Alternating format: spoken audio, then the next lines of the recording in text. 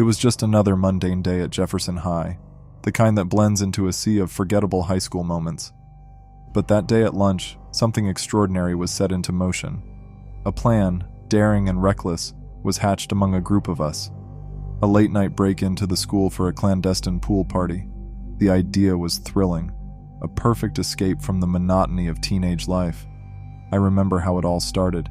Jake, our swim team star, casually mentioned he could swipe a key from Coach Harrison.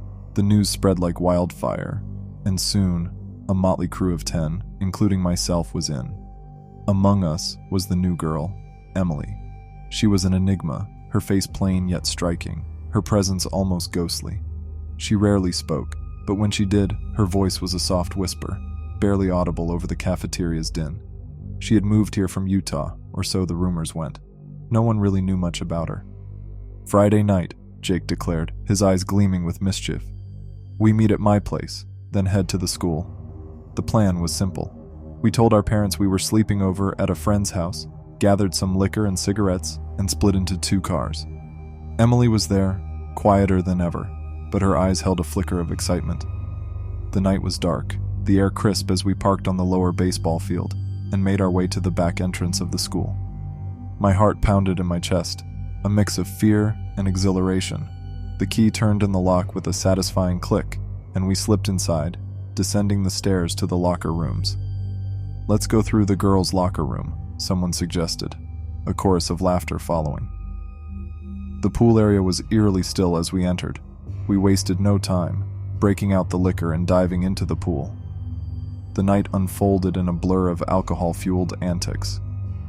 Emily, who had been so reserved, seemed to transform under the dim pool lights. Her eyes, usually so dull, were now vibrant, almost hypnotic. As the night wore on, Emily sidled up to me, her gaze intense. "You're cute," she whispered, her breath warm against my ear. I was taken aback, unsure how to respond. But before I could, she leaned in, her lips meeting mine in a fierce, passionate kiss. It was exhilarating until I felt a sharp pain. She had bitten my lip, hard. Blood filled my mouth, and I pushed her away in shock. "What the hell, Emily?" I yelled, tasting blood.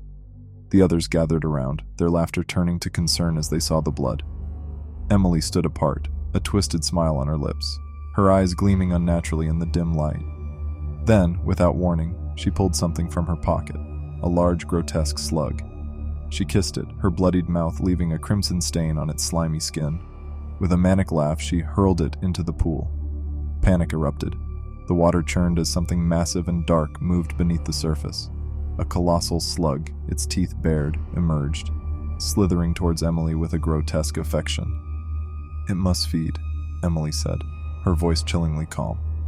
We scattered, our drunken stupor replaced by primal fear. The school's dark, empty hallways echoed with our screams.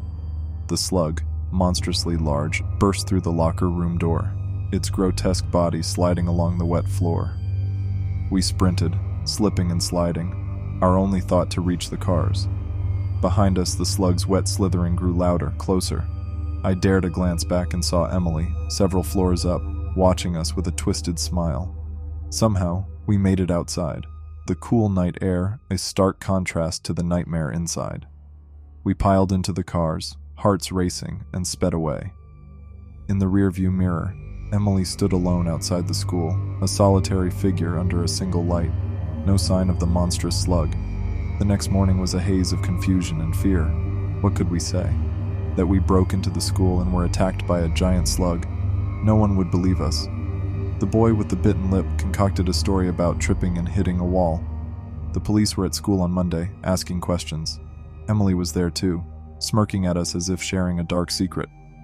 We never saw Emily again after that day. The incident at the school became a bizarre memory, a story we told in hushed tones, unsure if it was real or the product of our intoxicated minds. But the scar on my lip, a permanent reminder of that night, assured me it was all too real. Emily, the new girl with the haunting eyes, had brought something unspeakable into our lives, leaving us with a story that would forever lurk in the shadows of our memories.